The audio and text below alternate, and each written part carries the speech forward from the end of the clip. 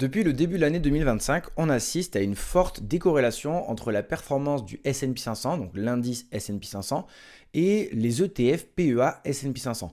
Donc je sais que vous êtes nombreux à investir sur des ETF et notamment sur un ETF S&P 500 via le PEA. Je le fais également et si vous avez un peu suivi votre performance depuis le début de l'année, vous voyez que votre ETF S&P 500 il prend encore plus cher que le S&P 500 lui-même. Et vous voyez que depuis le début de l'année, sur le S&P 500, on est à moins 9,90%, ce qui est déjà une mauvaise performance en moins de 4 mois.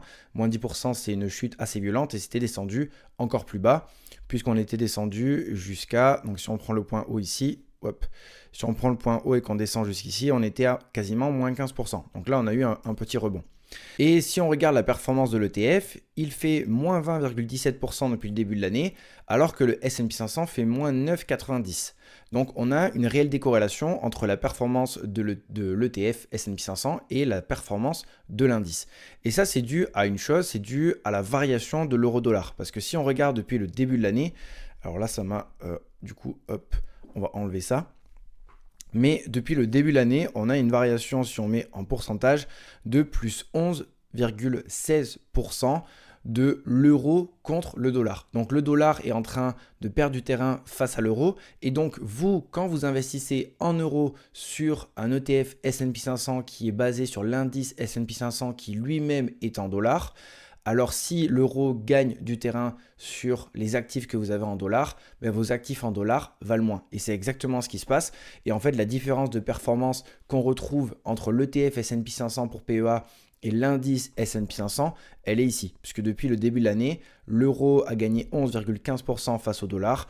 Et au final, si on prend la performance du S&P 500 qui fait moins 9,90 et la performance de l'ETF qui fait moins 20, on retrouve à peu près la différence euro-dollar. Du coup, depuis le début de l'année 2025, les investisseurs européens qui investissent en ETF sur des indices américains ont un peu un double effet négatif avec à la fois la chute des marchés et à la fois la chute du dollar face à l'euro et donc on se retrouve avec des performances qui sont encore plus affectées. Et donc là, il faut être très fort psychologiquement et bien comprendre le mécanisme des ETF pour bien comprendre que la performance des ETF actuels n'est pas seulement due à l'indice, donc n'est pas seulement due au sous-jacent, mais également due à ce taux de change qui est en train de varier et qui est négatif à court terme, on va dire, mais qui peut être positif dans un autre sens.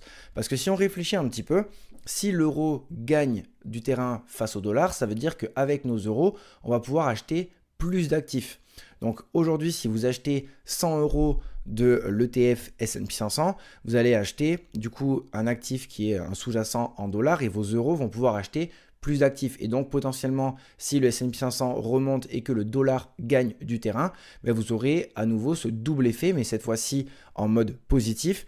Et vous aurez une remontée qui sera plus rapide que le S&P 500 en dollars. D'ailleurs, c'est quelque chose à surveiller puisque le cours de l'euro-dollar, comme vous pouvez le voir ici sur les 10 dernières années, varie beaucoup. Et ce qui est intéressant de regarder, c'est justement la moyenne, on va dire, sur les 10 dernières années au niveau de l'euro-dollar. Et si on affiche la moyenne, je vais vous l'afficher juste après, mais juste avant, regardez quand même que l'euro-dollar est descendu à 0,96 en 2022. Il était à 1,24 en 2018 et si on prend encore plus long terme, si on regarde en 2008, on a l'euro-dollar qui était monté à 1,57. Donc il y avait eu une forte méfiance envers le dollar aux alentours de la crise des subprimes. Donc on voit qu'il y a une grosse variabilité au niveau du cours de l'euro-dollar et si vous choisissez des ETF pour votre PEA en euros basés sur des indices américains qui eux sont en dollars, vous vous exposez à cette variation et il faut en avoir conscience. Maintenant, ce qui est très intéressant, on va revenir sur 10 ans, donc on va mettre 2015. Si on regarde sur 10 ans, alors hop, on va mettre comme ceci, on va regarder la moyenne. Donc si on affiche la moyenne ici, on voit que la moyenne sur les 10 dernières années, elle est à 1,10. Donc on est au-dessus de la moyenne actuelle. Et si on regarde sur les 5 dernières années, on a une moyenne qui est aux alentours de, pareil, 1,10. Et donc, ce qui est intéressant ici, c'est de regarder, ok, là on est au-dessus de la moyenne, mais s'il y a un retour à la moyenne, c'est exactement comme avec les actions. Quand une action a une valorisation qui est trop élevée, donc un PER par exemple trop élevé par rapport à sa moyenne, on peut estimer et je fais un énorme raccourci, mais on peut estimer qu'elle a une valorisation trop élevée par rapport à sa valeur. Et si une action a un PER, donc une valorisation qui est en dessous de son prix habituel, peut-être que la valorisation est intéressante. Et c'est exactement pareil pour l'euro-dollar. On voit qu'il y a une moyenne quand même entre ces deux devises. Et si on a un retour à la moyenne, on pourrait avoir déjà un effet de quasiment 6%. Et donc, cette fois-ci, ce serait 6% positif pour les investisseurs européens qui ont investi sur des ETF S&P 500 ou des ETF américains comme le Nasdaq, le Russell 2000, etc. etc.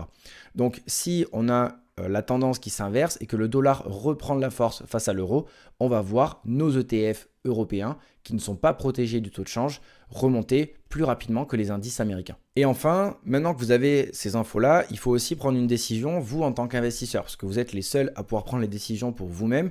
Et la décision, c'est est-ce que je veux que mon portefeuille soit exposé à ce taux de change entre l'euro et le dollar, ou au contraire, est-ce que je veux être exposé à la performance du S&P 500 sans prendre en compte la variation entre l'euro et le dollar.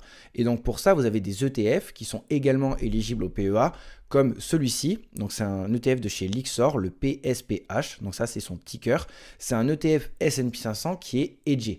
Donc quand on dit qu'un ETF est hedgé, c'est tout simplement qu'il est couvert par rapport au taux de change et que la variation entre l'euro et le dollar ne va avoir aucun impact. Et c'est exactement ce qu'on voit ici, puisque vous voyez que le PSPH colle beaucoup plus à l'indice S&P 500, l'indice réel S&P 500. Donc il y a toujours une petite différence parce qu'il y a la gestion de l'émetteur qui rentre en compte pour la performance de l'ETF, mais vous voyez qu'on colle beaucoup plus à la performance de l'indice. Et si on remet ici donc l'ETF qui n'est pas couvert sur le taux de change, vous voyez qu'on a une différence de quasiment 10% entre le BNP Paribas Easy S&P 500 non couvert et le PSPH qui est lui couvert par rapport au taux de change. Donc ça, c'est une décision que vous devez prendre de votre côté pour être 100% aligné à vos convictions, à votre profil de risque et que vous ayez un portefeuille qui soit cohérent par rapport à ce que vous avez envie de mettre en place. En parlant d'ETF, j'ai créé une liste de 7 ETF qui sont assez peu connus et qui peuvent être intéressants à intégrer dans un portefeuille. Donc évidemment, faites vos propres recherches, mais je vous mets cette liste dans le premier lien en description. Vous avez accès à ces ETF avec des données quantitatives sur ces derniers. C'est gratuit, vous pouvez le télécharger dans la description. Et puis moi, je vous dis à très vite, c'était Clément. Ciao.